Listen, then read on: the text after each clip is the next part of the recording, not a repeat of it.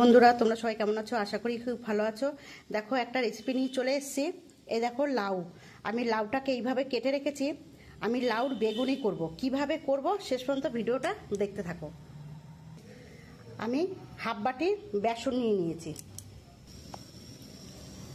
আমি চালের গুঁড়ো নিয়ে নিয়েছি, এখানে লঙ্কা কুচনো, জিরে, লঙ্কার গুঁড়ো, হলুদের গুঁড়ো আর নুন।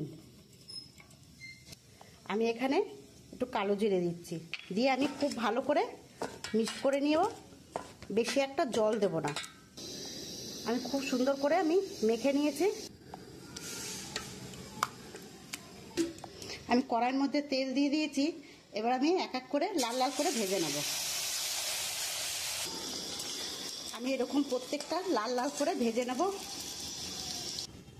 দেখো বন্ধুরা, আমার লাউর বেগুনি হয়ে গেছে।